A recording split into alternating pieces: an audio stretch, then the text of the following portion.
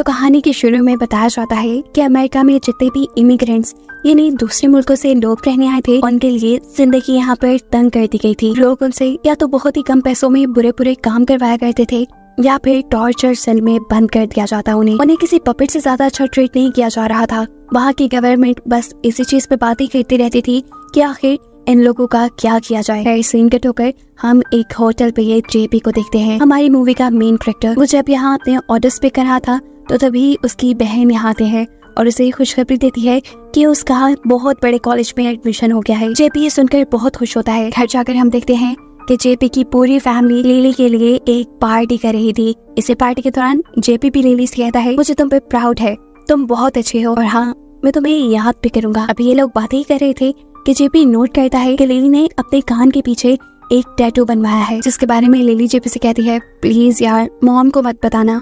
Scene cut होकर हमें news में दिखाया जाता है कि अब गवर्नमेंट ने फैसला किया है कि लीगल इमिग्रेंट्स और उनके अमेरिका में पैदा हुए बच्चों को भी अरेस्ट कर लिया जाएगा। इसी ऑर्डर के चलते पुलिस भी जेपी के घर आकर उनकी पूरी फैमिली को अरेस्ट कर लेती है, क्योंकि वो भी अमेरिकन सिटीजन नहीं थे। सभी के पेरेंट्स को पुलिस किसी और सेल में बंद करती है, जबकि बच्चों को दूसरे सेल में। जेपी इस सारी सिचुएशन में परेशान इसलिए था क्योंकि उसकी बहन को जेल में डालने के बजाय एक बस के जरिए किसी और जगह ले जाया गया था, लेकिन वो ज्यादा कुछ कर भी नहीं सकता था। दिन गुजरते हैं और हम देखते हैं कि जेपी को एक ऑफिसर ने बुलाया है। ये लीगल ऑफिसर थी जो जेपी को बताती है कि तुम्हारी मॉम को यहाँ से डिपोर्ट कर दिया गया है और अगर तुम यहाँ रहना चाहते हो तो तुम्हारे पास यही ऑप्शन है कि कोई अमेरिकन सिटीजन तुम्हें लीगली अडॉप्ट कर ले। लेकिन ये भी खासा मुश्किल था। अगर जेपी को डिपोर्ट नहीं होना था तो उसके पास एक दूसरा ऑप्शन ये भी था कि वो गवर्नमेंट के बनाए शेल्टर होम में एज वॉलंटियर काम करना शुरू कर दे। जेपी इस बात के लिए मान जाता है और अब शेल्टर होम के 2 ऑफिशियल्स उसका इंटरव्यू लेते हैं। उसके साथ बहुत से और इमिग्रेंट्स भी यहाँ इंटरव्यू देने के लिए आए थे। इंटरव्यू देने के बाद इन सब की ऐसे पिक्चर बनाई जाती है जैसे क्रिमिनल्स की बनाई जाती हो। अब ओल्ड होम जाने से पहले एक ऑफिसर उन्हें रूल्स बताते हैं। सबसे पहला ये कि वहाँ जाने के बाद वो बाहर की दुनिया से कांटेक्ट में नहीं रह पाएंगे। दूसरा ये कि उन्हें गवर्नमेंट के लगाए कर्फ्यूज को फॉलो करना होगा और तीसरा ये कि अगर उन्होंने किसी भी तरह का मिसबिहेव किया तो उन्हें दोबारा जेल भेज दिया जाएगा। इसी के साथ इन सब के पाँव में एक मॉनिटर डिवाइस पहना दी जाती है जो कि इनकी हर मूवमेंट में नजर रखने वाली थी। इसके बाद इन सब लोगों को ओल्ड शेल्टर होम लेके आया जाता है, जहाँ इनकी मुलाकात सबसे पहले यहाँ के फाउंडर से होती है। उसकी दी हुई स्पीच पे ये लोग बिल्कुल ध्यान नहीं देते, जिसके बाद फाउंडर इन्हें मिलवाते हैं अपने ऑपरेशन ऑफिसर से, जिसमें एक का नाम था सिंथिया और दूसरे का नाम था जेम्स। ये लोग जब एक फैसिलिटी से दूसरी फैसिलिटी की तरफ जा रहे होते हैं तब जेपी गार्डन में बैठी हुई एक ओल्ड लेडी को नोटिस करता है जो उसे काफी गौर से देख रही थी। उसके हाथ में एक लिली था। खैर वो ज्यादा ध्यान नहीं देता और आगे बढ़ जाता है। जैसे ही इस पूरे शेल्टर होम का टूर उनका कंप्लीट हुआ तो उन्हें खाना दिया गया। जेपी इस टाइम अपने पूरे ग्रुप के साथ था। अपने फ्रेंडली नेचर के चलते वो सबसे मजाक करने की कोशिश करता है और अपने खाने का भी मजाक बनाता है जो कि काफी बकवास था। इनके ग्रुप में एक लड़की बिल्कुल अमेरिकन लग रही थी। वो उससे पूछते हैं कि आखिर तुम यहाँ क्यों आई हो। जवाब में वो लड़की बताती है कि वो अमेरिकन नहीं बल्कि अर्जेंटीनियन है। इनकी इन्हीं सारी बातों से तंग आकर इनके ग्रुप में बैठी हुई कमेलिया नाम की लड़की उनसे कहती है, तुम लोग जितना चीजों को इजी ले रहे हो उतना इजी ये सब है नहीं। अगर तुम लोग सोचो तो हम लोग बहुत बुरी कंडीशन में हैं। जब कोई इसके बात पे ध्यान नहीं देता तो वो गुस्से में यहाँ से उठकर चली जाती है। उसके यहाँ से जाते ही हम देखते हैं कि जेम्स यहाँ आकर सबको उनके यूनिफॉर्म्स देता है। साथ ही साथ उसने सबको उनकी ड्यूटीज भी बताती थी। अब शेल्टर होम के अंदर जहाँ इन्हें बूढ़े लोगों की खिदमत करनी थी, वहाँ जेपी को दोबारा वही लेडी मिलती है जिसे वो पहले गार्डन में भी देख कर आया था।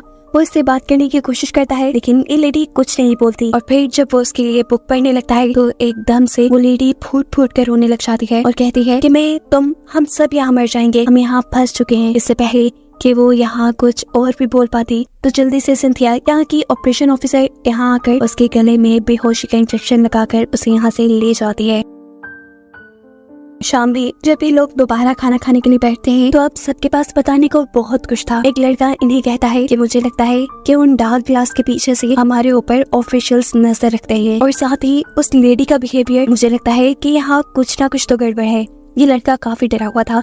वो जल्द ही यहाँ से जाना चाहता था। दूसरों को मना करने के बहुत बावजूद भी वो जैसे ही वहाँ जाकर डोर खोलने की कोशिश करता है तो यहाँ सिक्योरिटी अलार्म बज जाता है। सिक्योरिटी ऑफिसर उसके ऊपर टीजर गन से हमला करते हुए उसे यहाँ से ले जाते हैं। सीन कट होता है और हम देखते हैं कि ये सब लोग यहाँ से जा चुके थे। आधी रात में जब जेपी वॉशरूम में जाने के लिए उठता है तो फैसिलिटी के बाहर एक उल्लू को नोटिस करता है, जिसे वो इग्नोर करके वॉशरूम में चला गया। वॉशरूम से बाहर आते ही वही ओल्ड लेडी जिससे वो बात करने की कोशिश कर रहा था वो उसके ऊपर हमला कर देती है। वो बार बार यही कह रही थी कि वर्जाइल तुम्हें यहाँ से छुड़वा लेगा। इससे पहले कि ये ओल्ड लेडी जेपी को कोई नुकसान पहुंचा देती, वक्त रहते ही सिंथिया यहाँ आकर उस ओल्ड लेडी को बेहोश कर देती है, जबकि जेम्स यानी इनका लीडर जेपी के कमजोर होने पर उसे डांटता है। अगले दिन इन सब लोगों को एक ऐसे वार्ड में लेकर जाया जाता है जहाँ सभी सीरियस पेशेंट्स थे। इस जगह का फाउंडर जेपी से इस टाइम माफी मांगता है और कहता है कि रात जो कुछ भी हुआ उसके लिए मैं माफी चाहता हूँ। रात मेरी ही गलती की वजह से इस वार्ड का डोर खुला रह गया और ये लेडी यहाँ से भागने में कामयाब हो गई। ये सारी बातें सुनने के बाद बाकी सब लोग यहाँ से चले जाते हैं, लेकिन जेपी रिक्वेस्ट करता है यहाँ रुककर काम करने का। उसकी ये बात सुनते ही जेम्स का तो मुंह बन चुका था, लेकिन यहाँ पर फाउंडर उसे जेपी से तमीज से पेश आने को कहता है। जेपी अब जैसे ही एक पेशेंट को उसके बिस्तर पे लिटाने के लिए गया तो एकदम से साथ वाले बेड पे लेटे हुए एक ओल्ड मैन ने उसे जोर से काट लिया, इतने जोर से कि वो बेहोश हो गया। उसकी आंख खुली तो वो ये देखकर खुश हो गया था कि जिस वार्ड में अब उसे शिफ्ट किया गया था वहाँ पर उसकी बहन ही काम करती थी, पर अफसोस ये सब उसका इल्यूजन था। ठीक तरह होश में आने पे उसने देखा कि ये तो उनकी ग्रुप की मेंबर है जो इस टाइम उसकी बैंडेज कर रही थी। रात खाने के बाद ये लोग दोबारा एक साथ इकट्ठे होकर बैठते हैं और इस टाइम ये लोग उस लड़की के बारे में बात कर रहे थे जिसने यहाँ से भागने की कोशिश की थी और उसे सिक्योरिटी ने पकड़ लिया था। उसके बारे में जब वो यहाँ की हेड सिंथिया से पूछते हैं तो सिंथिया उन्हें बताती है कि उस लड़की को तो वापस भेज दिया गया है जेल में, लेकिन उसके जाने के बाद एक मैक नाम का एक लड़का अपने ग्रुप को बताता है कि सिंथिया झूठ बोल रही है, देखो उसका इनहेलर यहाँ है, वो अपने इनहेलर के बगैर कहीं नहीं जाता, जरूर उसे यहीं कहीं छुपाया गया है। ये लोग यहाँ कुछ कर भी नहीं सकते थे। अपनी अपनी ड्यूटीज पे ये लोग वापस चले जाते हैं और बिग बैग अब उसी ओल्ड लेडी को लेकर एक दूसरे ओल्ड मैन के रूम में चला जाता है ताकि ये दोनों आपस में कुछ बात करके अपना दिल हल्का कर सके। इसी दौरान जब वो टीवी ऑन करने लगा तो पीछे से हमने देखा वो आदमी जो बेड पे लेटा था उसका हाथ अजीबोगरीब तरीके से मुड़ गया। इससे पहले कि पीछे मुड़कर बिग मैक उसे देखता उसका हाथ वापस अपनी जगह पे पहुंच जाता है। बिग मैक उसके करीब जाकर उसकी सांसें चेक करता है तो उसे पता चला कि इस आदमी ने सांसें लेना बंद कर दी है, शायद वो मर गया होगा। इससे पहले कि वो उसकी पल्स चेक करता एकदम से वो आदमी बेड से उठ खड़ा हुआ, उसकी हड्डियां उसकी पूरी बॉडी अजीबोगरीब तरीके से मुड़ने लगी, यहाँ तक कि वो उल्टा हो गया और किसी मॉन्स्टर की तरह चलने लगा। इस टाइम वो किसी भूत से कम नहीं लग रहा था। बिग मैक भी उससे डरकर वहाँ से चला गया और फिर हमें खबर मिली कि वो आदमी मर चुका है। उसके मरने से फैसिलिटी में काफी अफरा तफरी मच चुकी थी, इसीलिए फाउंडर सब लोगों की मीटिंग रखते हैं और कहते हैं कि वो आदमी कैसे मरा इस चीज की इन्वेस्टिगेशन जल्दी कर ली जाएगी। आप लोगों को फिलहाल अपनी ड्यूटीज के ऊपर ध्यान देना चाहिए। अलबत्ता बिग मैक ने अपने पूरे ग्रुप को उस आदमी की मौत के बारे में बता दिया था कि कैसे वो अजीबोगरीब तरीके से मरा था। इस मीटिंग के बाद यहाँ का फाउंडर यहाँ के हेड जेम्स और जेपी को लेकर ग्राउंड में आता है और मिलवाता है अपने ओल्ड से जिसका नाम वर्जाइल था। ये वर्जाइल रात में इस जगह पर नजर रखने का काम करता था। फाउंडर के इन दोनों को यहाँ लाने का मकसद ओल्ड से मिलवाना नहीं था। वो इन दोनों को बताते हैं कि मैं जानता हूँ तुम दोनों एक दूसरे को कुछ खास पसंद नहीं करते, इसलिए मैं चाहता हूँ कि मेरे सामने तुम दोनों एक दूसरे को गले लगाओ और अपने दरमियान की दूरियां मिटा दो। फाउंडर को दिखाने के लिए ये दोनों एक दूसरे से गले तो मिलते हैं, लेकिन कानों में इन दोनों ने ही एक दूसरे की बेइज्जती की। इन्होंने एक दूसरे को माफ नहीं किया था। जेपी ने तो जेम्स को इसीलिए गले लगाया था कि वो उसके पॉकेट से चाबी निकाल सके। रात होने पर हम देखते हैं कि जेपी अपने साथ साथ अपने पूरे ग्रुप के एंकल मॉनिटर उतारने में कामयाब हो जाता है। ये लोग यहाँ से भागना तो नहीं चाहते थे, लेकिन एटलीस्ट यहाँ पे थोड़ा एंजॉय करना चाहते थे। सभी यहाँ पर काफी मजे करते हैं और इस सब के दौरान जेपी अपने ग्रुप मेंबर के करीब भी आ जाता है। अब सुबह जब जेपी की आँख खुली तो उसके सामने एक ओल्ड लेडी थी। वो घबरा गया कि उसकी ग्रुप फेलो को क्या हुआ था, लेकिन तब उसे पता चला कि ये तो असल में ओल्ड लेडी ही है जिसे उसकी फ्रेंड ने यहाँ लिटाया था उसके ऊपर प्रैंक करने के लिए। अब ये लोग किसी की भी नजरों में आने से पहले अपने एंकल मॉनिटर वापस पहन लेते हैं और अपनी ड्यूटी स्टार्ट करते हैं। अब यहाँ वो ओल्ड लेडी जो जेपी को काफी गौर से देखा करती थी, वो जेपी को अपनी तरफ बुलाते हैं और उसे एक कोटी कैचर देती है। इससे पहले कि वो उससे कुछ कहती, सिंथिया और जेम्स यहाँ जाते हैं। सिंथिया उसे बेहोश करके यहाँ से ले जा चुकी थी। जेपी खाली वक्त में उस ओल्ड लेडी के दिए कोटी कैचर से खेलने लग जाता है और नोटिस करता है कि उसके ऊपर हेल्प लिखा था, यानी वो ओल्ड लेडी किसी मुसीबत में थी और उससे हेल्प मांग रही थी। ये जानकर जेपी परेशान हो जाता है और चुपके से उस लेडी के वार्ड में जाता है जहाँ वो लेडी सो रही थी। वो उस औरत को जगाकर उससे पूछना चाहता था कि आखिर क्या बात है, लेकिन उसकी नींद बहुत गहरी थी। और शायद ये सिंथिया के दिए हुए इंजेक्शन की वजह से हुआ था। इससे पहले कि वो उसे उठा पाता, यहाँ उसे कुछ शोर सुनाई देता है। जल्दी से जेपी इस औरत के बेड के नीचे छुप गया और उसने देखा कि अब इस रूम में सिंथिया और जेम्स आए थे। उन्होंने उस ओल्ड लेडी को कुछ इंजेक्शन लगाए, जिसकी वजह से ये ओल्ड लेडी और भी ज्यादा कमजोर हो जाती। उनके जाने के बाद जेपी दोबारा इस ओल्ड लेडी के पास जाता है। उसे इस लेडी के कान के पीछे कुछ दिखाई दिया। बाल हटाने पर जेपी ने देखा कि उसकी कान के पीछे एक बटरफ्लाई वाला टैटू था। ये देखते ही वो पहचान गया कि ये ओल्ड लेडी कोई और नहीं बल्कि उसकी बहन ही थी। और ये ओल्ड लेडी बार बार जेपी को क्लूज दे रही थी कि जेपी कभी तो उसे पहचान ले, क्योंकि उसका नाम लिली था, इसीलिए वो हर वक्त लिली पकड़े बैठी रहती थी। और ये कोटी कैचर भी उसने इसीलिए बनाया था क्योंकि जेपी और लिली बचपन में इसी से खेला करते थे। जेपी की हालत अब डर से बुरी हो रही थी। उसे समझ नहीं आ रहा था कि आखिर यहाँ हो क्या रहा है। इससे पहले कि वो यहाँ से भाग जाता, वो हाथ लग जाता है जेम्स के, जो उसे पंच करके अब पकड़ लेता है। सीन कट होकर अगले दिन हम जेपी के ग्रुप को देखते हैं, जो सभी जेपी के अचानक गायब होने की वजह से परेशान है। ये लोगों के साथ पहली मर्तबा नहीं हुआ था, इससे पहले भी इनका एक साथी इसी तरह गायब हो चुका था। और अब ये लोग खामोशी से बैठने वाले नहीं थे। ये लोग डिसाइड करते हैं कि अब तो वो इस मामले की इन्वेस्टिगेशन करके ही रहेंगे। इसीलिए कैमेलिया जेम्स को अपनी बातों में लगाती है, जबकि बिग मैक के साथ दूसरी लड़की जेम्स के ऑफिस में जाकर इन्वेस्टिगेशन करना शुरू कर देते हैं। यहाँ पर बिग मैक को इस फैसिलिटी के ब्लूप्रिंट्स मिलते हैं और इसी ब्लूप्रिंट के अंदर एक मशीन का भी ब्लूप्रिंट था जो काफी अजीब थी। उसका क्या मकसद था ये लोग नहीं जानते थे। फाइल्स को छेड़छाड़ करने पे इन लोगों को पता चलता है कि इस टाइम क्रिस एक सॉलिटरी में है, वही लड़का जो पहले गायब हुआ था। जहाँ बाहर जेम्स भी कैमेलिया की बातों से तंग आ चुका था, इसलिए वो वापस अपने ऑफिस में चला जाता है, जिससे बचने के लिए बिग मैक और वो लड़की यहाँ फर्नीचर के पीछे छुप जाते हैं। इनकी किस्मत अच्छी थी कि जेम्स ज्यादा देर यहाँ रुका नहीं। इससे पहले कि वहाँ से निकलने के बाद ये अपने दूसरे साथी को सब कुछ बता पाते, जेम्स बिग मैक के पीछे आकर उसे वेंट के स्क्रूज टाइट करने का काम दे देता है। सीढ़ी पर चढ़कर बिग मैक अब ये काम करने लगा, जबकि दूसरी तरफ एक ओल्ड पेशेंट ने सिंथिया के ऊपर हमला कर दिया। इस हमले को बचाने के लिए यहाँ खड़ा हुआ ऑफिसर उस आदमी को रोकने की कोशिश में लग जाता है। वो आदमी लग जाता है बेचारा बिग मैक के लेडर पे और ऐसे बिग मैक लेडर समेत ही नीचे गिर जाता है और बेहोश हो जाता है। बेहोश हुए बिग मैक को ये सब लोग यहाँ से ले गए, जबकि अब इनके ठोकर हमें जेपी को दिखाया गया। जेपी का आधा चेहरा अब किसी बूढ़े इंसान की तरह लग रहा था और उसके हाथ पांव को एक चेयर से बांधा गया था, बिल्कुल यहाँ मौजूद 3 और लोगों की तरह। जेपी यहाँ देखता है कि जेम्स और सिंथिया ही यहाँ ये गलत काम करते हैं। इस टाइम जेम कोई केमिकल बना रहा है जिससे ये लोगों को बुढ़ा कर देते हैं। जेपी ने यहाँ ये भी नोटिस किया कि जेम्स और सिंथिया जिस दरवाजे से यहाँ से बाहर जाते थे वो दरवाजा एक कोड से खुलता था, इसलिए उनके यहाँ से बाहर जाते ही उसने अपने आप को छुड़वाने के लिए काम करना शुरू कर दिया। सीन कट होकर अब हमें बाहर की दुनिया का सीन दिखाया जाता है, जहाँ एक बिजनेसमैन और पॉलिटिशियन की रेस्टोरेंट चेन बहुत ही ज्यादा कमाल की चल रही है, क्योंकि यहाँ का खाना बहुत ही सस्ता और बहुत मजेदार है। और इसके पीछे का राज यही था कि ये लोग इंसानों का गोश्त खा रहे थे, उन्हीं इंसानों का गोश्त जिन्हें शेल्टर होम में बुढ़ा किया जा रहा था। हम देखते हैं कि उन्हीं इंसानों को सीधा क्रशर में डालकर उनकी बर्गर पैटी बना दी जाती है। और ये बात जानते हुए भी ये आदमी बहुत ज्यादा खुश था, क्योंकि उसे लगता था कि ऐसे लोगों के साथ यही होना चाहिए, क्योंकि वो अमेरिका का पार्ट ही नहीं है तो उन्हें अमेरिका में रहना भी नहीं चाहिए। सिनकट होकर हम जेपी को देखते हैं, जो कि अब अपनी चेयर से अपने आप को छुड़ाकर वहाँ गेट के पास भी पहुँच चुका है। अब यहाँ उसे पासवर्ड की जरूरत थी जिसे लगाकर वो यहाँ से भाग जाए। इस टाइम पर उसे उस औरत की बातें याद आती हैं जिसने वॉशरूम में जाते हुए उसके ऊपर हमला किया था और उसे कहा था कि वर्जाइल से तुम बच जाओगे। वो जैसे ही वर्जाइल कोड लगाता है तो ये दरवाजा खुलकर वो अब आजाद हो चुका था। उसके यहाँ से भागने का पता जेम्स को भी चल जाता है और वो इस चीज की खबर सिंथिया के साथ साथ फाउंडर को भी कर देता है, जो इस टाइम बिग मैक को अपनी ड्रग्स देकर बुढ़ा करने वाले थे।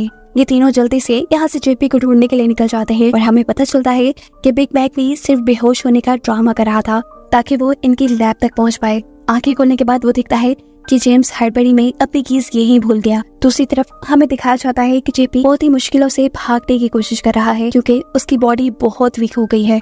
भागते भागते वो एक दूसरे रूम तक पहुंचता है और ये देखकर वो खौफ में आ चुका था कि सभी इमिग्रेंट्स को ये लोग चॉपिंग मशीन में डालकर मार दिया करते थे और इन्हीं लोगों का मीट इन्हीं लोगों का गोश्त अब अमेरिकन खा रहे थे। वो जैसे ही इस रूम से बाहर निकलता है तो यहाँ उसे अपने ग्रुप की एक मेंबर मिलती है जिसे वो सब बताने ही वाला था, लेकिन इतने में ही उसके सामने जेम्स भी आ गया। जेम्स को देखते ही इस लड़की ने जेपी के गले पे एक इंजेक्शन लगाकर उसे बेहोश कर दिया और हमें पता चला कि वो इन लोगों के साथ सिर्फ एक जासूस की तरह मिली हुई थी और असल में वो तो खुद जेम्स की टीम का पार्ट थी। जेपी को जब होश आता है तो वो अपने आप को फाउंडर के सामने बांधा है और देखता है वो लड़की जिसे वो पसंद करने लगा था, जिसे वो अपना ग्रुप मेंबर समझ रहा था, वो इस आदमी के साथ डांस कर रही है। उसके होश में आते ही यह आदमी इस लड़की को छोड़कर जेपी को बताता है कि वो भी अमेरिका में रहने वाले सभी लोगों की तरह एक कैनिबल है, यानी उसे भी इंसानों को गोश्त खाना बहुत पसंद है।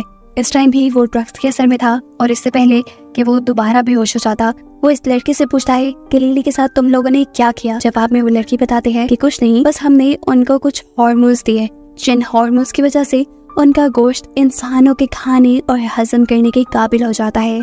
इन्हीं हार्मोन्स के साइड इफेक्ट में लोग बूढ़े भी हो जाते हैं और लोगों को बूढ़ा करना इसलिए भी जरूरी हो जाता है क्योंकि बूढ़े लोगों के मरने पे कोई सवाल नहीं करता। और जैसा हमने देखा था कि एक आदमी अजीबोगरीब तरीके से मर गया, वो भी इसी हार्मोन की वजह से हुआ था। इस टाइम उसके साथ वो प्रोसेस हो रहा था जिसकी वजह से उसका मीट नरम हो जाए, कट होकर। यहाँ हम अमेलिया को देखते हैं जो अपने ग्रुप की अकेली बची थी। इस टाइम वो अपना एंकल मॉनिटर उतारने की कोशिश कर रही थी ताकि वो जाकर अपने बाकी ग्रुप मेंबर्स को बचा सके और इतने में ही कोई ऊपर की तरफ से उसके पास चाबी फेंकता है। ये कोई और नहीं था बल्कि बिग मैक था जिसने जेम्स की चाबी चुरा ली थी। इसी चाबी से वो अपना एंकल मॉनिटर खोलकर यहाँ से बाहर जाती है और उसका ध्यान जाता है उसी डार्क ग्लास पे जिसके बारे में ये लोग हमेशा बात किया करते थे। गुस्से में एक चेयर उठाकर वो ये ग्लास तोड़ देती है और वहाँ उसे बहुत से कंप्यूटर दिखाए जाते हैं जहाँ बैठकर बहुत से लोग इन्हीं लोगों पे नजर रखा करते थे। इससे पहले कि वो कहीं और चले जाती, जेम्स यहाँ आकर उसके भी गले में इंजेक्शन लगाकर उसे बेहोश कर देता है। जब उसे होश आया तो वो एक वार्ड में जेपी के साथ थी और दोनों ही अब आधे आधे बूढ़े हो चुके थे। इनके सामने एक टीवी चल रहा था जहाँ फिर मिनी उस पॉलिटिशियन की एक बहुत नफरत भरी स्पीच थी इन इमिग्रेंट लोगों के लिए। ये स्पीच सुनकर इनका गुस्सा और भड़क जाता है और ये लोग वादा करते हैं कि जरूर यहाँ से निकलकर ये लोग इस आदमी के बुरे इरादों को एक्सपोज करेंगे, यानी सबके सामने लेकर आएंगे। यहाँ से निकलने से पहले जेपी अपनी बहन लिली से मिलकर जाता है और उससे वादा करता है कि वो उसे भी यहाँ से जरूर निकाल लेगा। इससे पहले कि ये लोग वार्ड से निकल पाते, जेम्स और सिंथिया के साथ वो दूसरी लड़की इंजेक्शंस की ट्रेल लिए यहाँ आ जाते हैं ताकि वो इन लोगों को और वीक कर सके। इन्हें देखते ही कि मेलिया अपनी टांग से इनकी ट्रॉली गिरा देते हैं। यहाँ मौजूद सब लोग जिन्हें इन लोगों ने बुढ़ा कर दिया था वो सब गुस्से में थे। सभी उठ खड़े होते हैं और इन तीनों के इर्द गिर्द घूमने लग जाते हैं। ये सब बदला लेने के लिए पागल हो रहे थे और अब इन लोगों ने उन्हें बुरी तरह जकड़ लिया था। मौके का फायदा उठाते हुए जेपी यहाँ से निकलने में कामयाब हो जाता है, लेकिन उसकी बुरी किस्मत कि सिक्योरिटी वाले आदमी ने उसे देख लिया। जेपी उसे मेडिसिन रूम में लेकर जाकर उसे लड़ता है, लेकिन कितना भी लड़ता वो अब कमजोर हो चुका था। इससे पहले कि ये सिक्योरिटी वाला उसे मार देता, पीछे से एंट्री करता है बिग मैक और एक रस्सी के जरिए वो इस सिक्योरिटी वाले का गला घोटते हुए उसे मार देता है। यहाँ वार्ड के अंदर लड़ाई अभी भी चल रही थी। ये बूढ़े लोग बेशक कमजोर थे लेकिन इन्होंने हार नहीं मानी थी कि इन तीनों से लड़ रहे थे, पर ये तीनों किसी तरह इन लोगों से बचकर यहाँ से भागने में कामयाब होने की कोशिश करते हैं। इससे पहले कि अब ये लोग वार्ड से बाहर निकल जाते, दूसरे वार्ड से और भी बूढ़े लोग इनकी तरफ बढ़ते हैं और अब वो इन्हें मार ही देते। लेकिन इससे पहले ही एक सिक्योरिटी वाला आदमी यहाँ पर एंट्री करने की कोशिश करता है जिसे बिग मैक दरवाजे में फंसाकर उसका बाजू तोड़ देता है। मौके का फायदा उठाते हुए कमेलिया जेपी की सिस्टर लिली को लेकर वहाँ से बाहर निकलकर एक लिफ्ट में आ जाते हैं। एलिवेटर के जरिए ये लोग एक ऐसे फ्लोर पर उतरते हैं जिसके बारे में इन्हें मालूम नहीं था। यहाँ से बाहर कैसे निकलना था ये बात जेपी मालूम करने के लिए आगे बढ़ता है, जबकि दूसरी तरफ ऊपर हमें दिखाया जाता है कि बिग मैक अब इन सारे बूढ़े लोगों का लीडर बन चुका था और वो इन सबको आजादी दिलाने के लिए आगे था। ये पूरा का पूरा ग्रुप अब सड़क पे निकल चुका था। ये लोग कार में बैठी एक औरत से जब हेल्प मांगने की कोशिश करते हैं तो औरत इतने सारे लोगों को देखकर डर कर वहाँ से भाग जाती है। सीन कट होकर हमें दिखाया जाता है जेपी को जो कि यहाँ से निकलने की कोशिश कर रहा था और उसे यहीं पर नजर आ जाता है अपना एक दूसरा फेलो। वो इसे छुड़वाने की जैसे ही कोशिश करता है तो कोई उसके ऊपर पीछे से हमला कर देता है। ये कोई और नहीं था बल्कि फाउंडर था जो जेपी को मारना चाहता था, लेकिन जेपी भी अपने पास पड़ी हुई बोतल से उसके सर के ऊपर हमला करते हुए अपने आप को छुड़ा लेता है।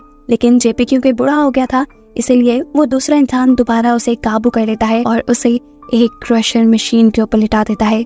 इससे पहले कि अब जेपी मर जाता, कमेलिया फाउंडर की टांगों के ऊपर हमला करते हुए जेपी की जान बचा लेती है। यहाँ जेल के अंदर जेपी का दूसरा साथी अजीबोगरीब तरीके से मुड़ने लगा था जिसकी ये हालत जेपी की बहन लिली देखकर परेशान हो चुकी थी। इसी परेशानी में गलती से उसका हाथ एक ऐसे बटन पे दब जाता है जिसकी वजह से उस लड़के का जेल खुल जाता है।